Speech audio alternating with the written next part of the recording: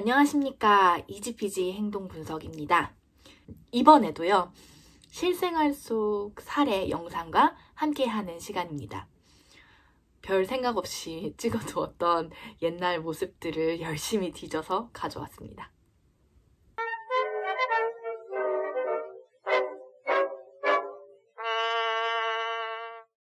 영상을 보시기 전에 당부드리고 싶은 것 중에 하나는요, 제가 보여드리는 모습은 제 자신이 치료사다 보니 치료적인 접근이면서 또한 저의 일상이기도 하기 때문에요.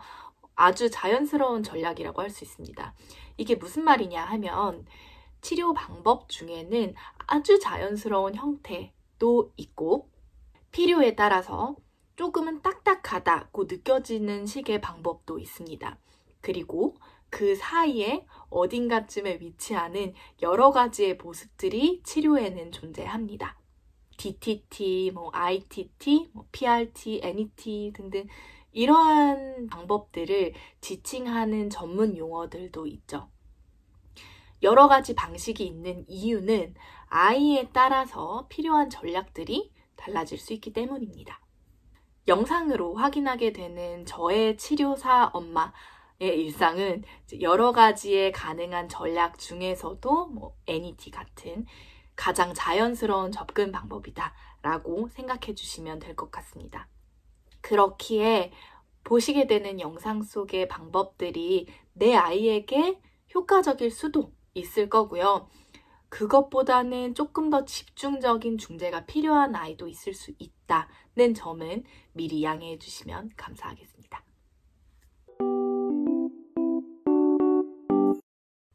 그래서 공동관심을 위한 첫 번째 단계. 공동관심에 대한 이론적인 정의에 대해서는 이전 영상을 참고하실 수 있습니다. 공동관심의 핵심은 사실 어떤 경험을 그리고 그 경험에 대한 느낌이나 생각을 다른 사람과 나누는 데 있습니다. 한편으로 생각하면 아이랑 있으면 늘상 같이 뭔가를 경험하고 있는 거 아닌가? 라고 생각하실 수도 있고, 혹은 애는 자기 하고 싶은 거 하면서 놀고 돌아다니고 하는데 내가 같이 경험하고 나눈다는 게 정확하게 어떤 의미인지 잘 모르겠는데? 라고 생각하실 수도 있을 것 같아요. 어떤 경험을 그리고 경험에 대한 느낌, 생각을 나눈다는 것은 같은 공간에 머물러 있다는 것만으로는 부족할 겁니다. 그렇다고 어떤 흥미로운 상황에 대해서 같이 보고 엄마가 보는지 확인을 하기도 하고 가리키기도 하고 이야기하는 이런 수준까지 처음부터 기대하기는 어렵겠죠. 그래서 공동관심을 위한 단계들을 차근차근 하나씩 어떻게 쌓아 올라가는지 영상으로 함께 해보려고 합니다. 제가 소개하게 되는 전략들은 이것만이 공동관심의 전부는 아닐 겁니다. 발달에서 여러 가지의 다른 요소들도 영향을 미치고 이것을 가르치기 위한 다른 접근 방식들도 있습니다. 그렇기 때문에 그 중에서도 한 가지 참고할 수 있는 방법이다 라고 생각해 주시면 감사하겠습니다. 본격적으로 시작해 볼게요. 공동관심을 위한 첫 단추로 제가 소개하는 첫 번째 방법은 아이의 시선을 따라가기입니다. 이 방법은 아직 포인팅을 하지 못하고 언어 표현도 어렵고 또 눈맞춤을 아주 잘하지는 못하는 단계에 있는 아이에게도 충분히 할 수 있는 전략입니다.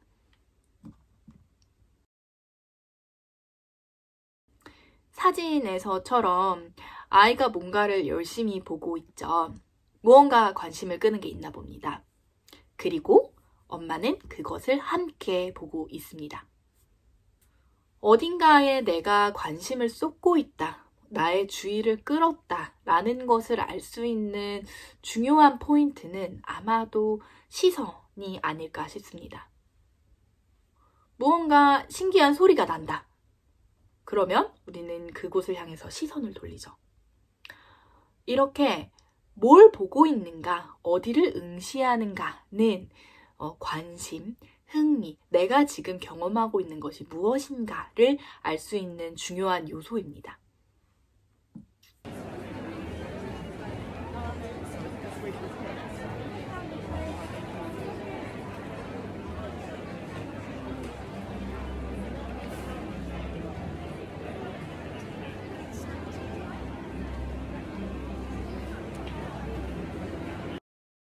영상을 보시면 어딘가 보고 주의를 기울이고 있죠. 이런 순간이 딱 공동관심이 나타나기에 적합한 순간입니다. 영상에서 이제 공동관심이 나타나고 있지는 않지만요. 그냥 아이 혼자 보고 있지만 우리는 공동관심을 연습하기 위해서는 이런 순간들을 잘 포착해야 돼요. 그렇다면 아이가 주의를 기울이는 것에는 어떤 것들이 있을까요? 정말 많은 것들이 있을 수 있는데 동물원에 갔을 때 커다란 코끼리를 보고 막 좋아할 수도 있고 폭죽이 터지는 걸 보면 누구라도 그걸 보지 않을까요? 아이가 좋아하는 캐릭터나 공중에 풍선이 떠 있다. 우리가 모두 관심 있게 보게 되는 것들이 뭐가 있을까 생각해보면 쉬울 것 같아요. 그리고 이렇게 누구나 다 좋아하겠다 싶은 것이 아니더라도 아이가 주의를 기울이는 것에는 일상에서 만나는 나에게는 별것 아닌 것일 수도 있습니다. 꽃이나 새, 하물며 길을 걸어가다가 보이는 풀이나 돌멩이일 수도 있고요.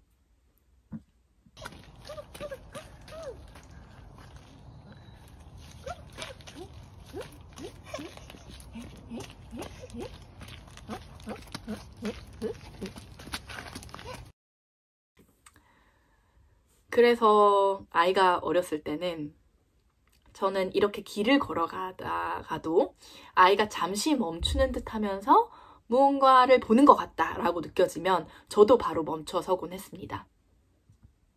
아이가 주의를 기울이는 게 무엇인지 찾아내려고 했죠. 그래서 너가 느끼고 생각하는 거를 나도 알고 싶다라는 마음가짐으로 아이의 흐름을 잘 따라가야 합니다. 앞서 보았던 영상에서처럼 아이가 뭔가 길게 보지는 못하고 잠깐 멈추는 듯 보는 듯 하다가 확 지나가 버리는 그런 모습이죠. 이런 때는요, 아이의 흐름을 그냥 또 계속 따라갑니다. 그래서 내가 함께 할 수 있는, 조인할 수 있는 기회를 저는 계속 찾게 됩니다.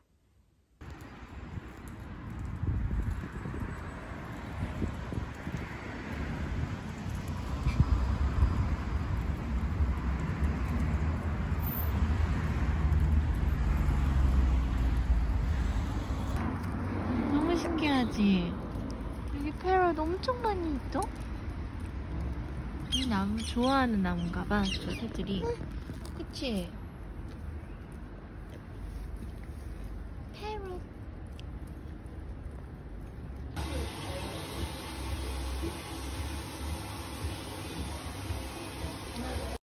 물고기가 신기해요, 저기?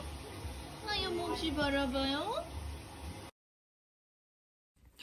이렇게 어느 정도 지속해서 길게 아이가 관심을 주고 있으면 제가 참여할 수 있는 기회가 찾아왔습니다.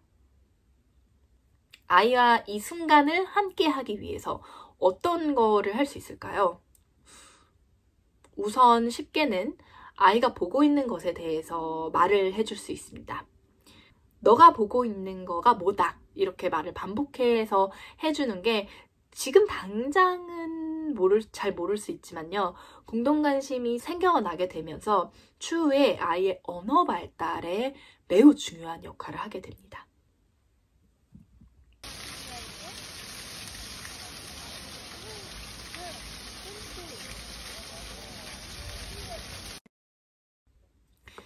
또 제가 중요하게 생각하는 거는요. 아이의 방향과 나의 방향을 일치시키는 것입니다. 영상을 보면 제가 아이의 뒤편에 있죠. 아이의 머리가 향하는 방향으로 저도, 아이의 눈 높이로 저의 눈 높이도 일치시킵니다. 쉽게 얼굴을 가까이 붙이는 모습을 상상하시면 됩니다. 뭐지? 꽃이 안 잡혀. 꽃이 안 잡혀. 꽃. 응, 잡아보고 싶어. 아이고, 여기 있다. 어머, 꽃을 땄어요. 꽃을 땄어, 여기. 야야. 여기. 이렇게 아이가 궁금해하는 거를 제가 직접 주기도 하고 만져보기도 하면서 함께 합니다. 영상에서 잘 보이지는 않지만요. 아이를 이제 무릎에 앉힌 상태로 저도 같이 이렇게 숙여 있는 자세거든요. 그래서 역시 마찬가지로 아이가 보고 있는 것을 아이와 같은 방향에서 보려고 노력했습니다. 제 이전 눈맞춤에 대해서 이야기했던 최근 영상을 보시게 되면요. 아이와 나의 위치가 얼굴과 얼굴을 마주보는 위치였을 겁니다. 아이가 누워있든지, 무릎에 있든지, 들고 있든지, 어디에 있든지요. 눈맞춤을 위해서는요, 마주하는 포지셔닝이라고 한다면요. 지금 이야기하는 방법은 완전히 위치가 반대죠. 아이의 몸과 같은 방향, 아이의 고개와 같은 방향, 그리고 심지어 아이의 얼굴과 제 얼굴이 상당히 밀착되어 있다고 느끼실 수 있을 겁니다. 공동관심이 점차 발달하게 되면 이렇게 딱 붙어 있지 않더라도요. 물리적으로 서로 조금씩 떨어지면서도 공동관심을 아이가 개시하는 것, 그리고 반응하는 것이 가능해질 겁니다. 하지만 처음에 연습을 하는 단계에서는 가까운 곳에 위치하는 것이 조금 더 원활합니다. 그래서 처음에 아이의 시선으로 아이의 입장이 되어보기 위함이다 라고 이해하시면 될 것 같습니다.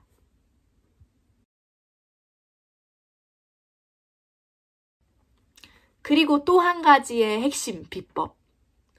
아이가 보는 것을 내가 포인팅한다 입니다. 앞서 이야기했던 아이의 관심을 포착하고 내가 함께하는 순간이 오게 되었다면 바로 이렇게 포인팅을 할 수 있습니다.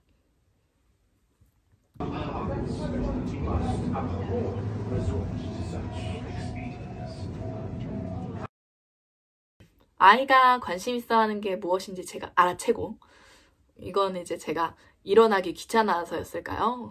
아이를 들어 앉혀서 이제 같은 곳을 보죠. 그리고 포인팅을 하죠.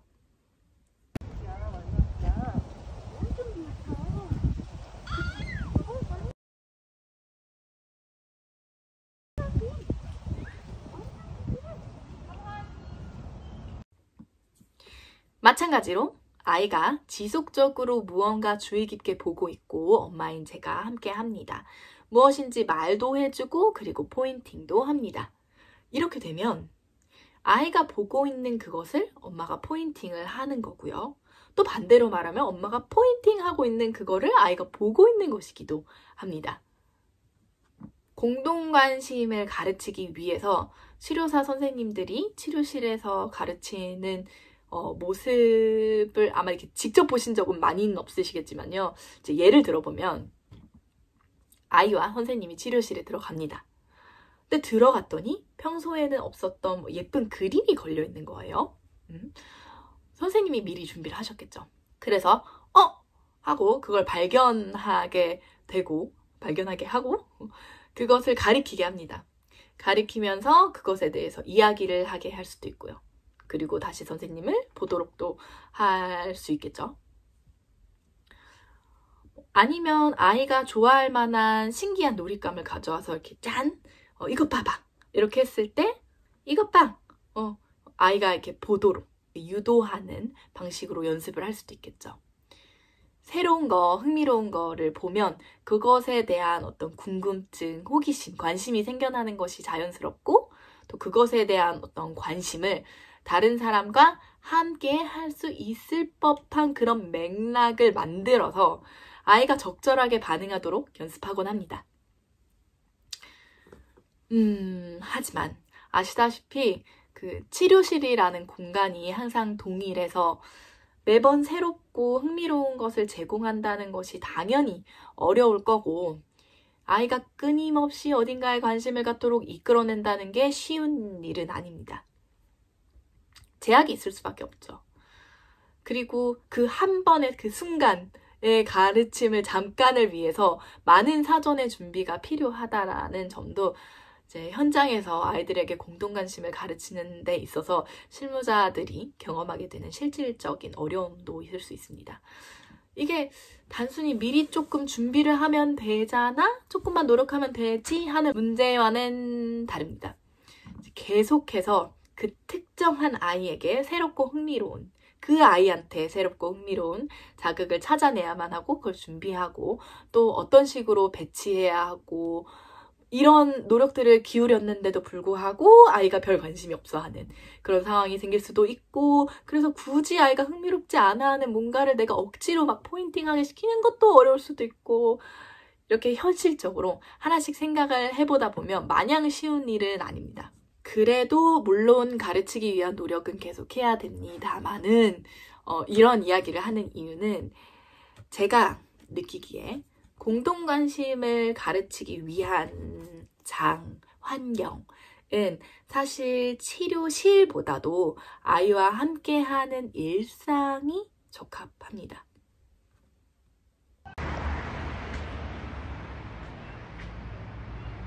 이게 누구야? 아빠.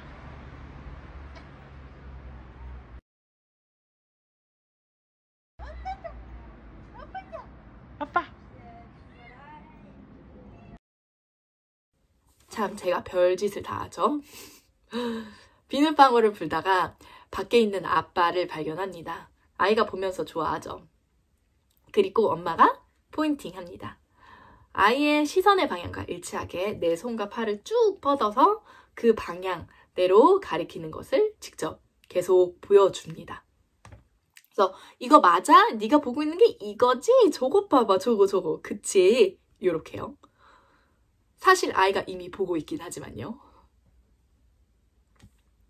공동관심에는요, 아이가 먼저 손을 뻗어서 저것 봐봐 엄마, 저것 봐봐 이렇게 하는 것도 있고, 또 다른 사람이 엄마나 뭐 선생님이나 다른 사람이 행동을 했을 때 뭔가를 딱 쳐다본다든지 가리킨다든지 했을 때 그 사람이 뭘 보는지, 어디에 관심을 집중하고 있는지 자기도 같이 보는 이런 반응을 하는 것도 있습니다. 그래서 게시하는 것, 반응하는 것 이렇게 있는데, 이제 엄마나 다른 누군가가 포인팅을 하면서 저것 봐봐 이렇게 하면 아이가 그 방향을 왜 그러지? 뭐길래 그렇지? 이렇게 확인하는 것이 다른 사람이 하는 공동관심에 아이가 적절하게 반응을 하는 거죠. 그래서 영상에서 제가 보여드리는 이런 방법으로, 이렇게 엄마가 가르치는 방법으로 아이가 공동관심에 반응하게 하는 것을 연습할 수 있고요.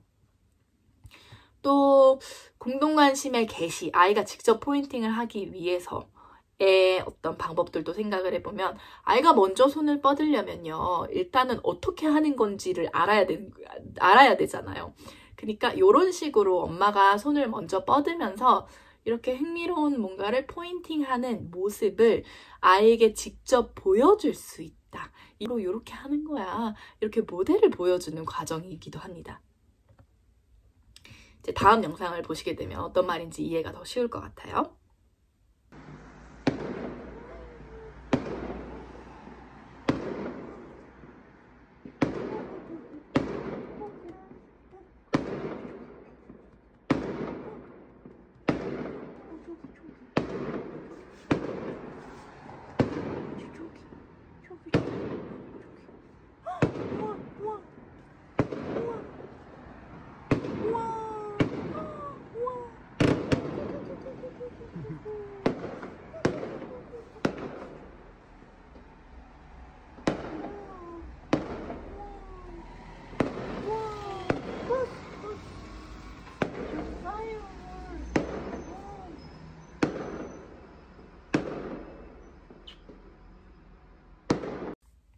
이렇게 해서 오늘은 공동관심을 위한 실사례 영상을 살펴보았는데요.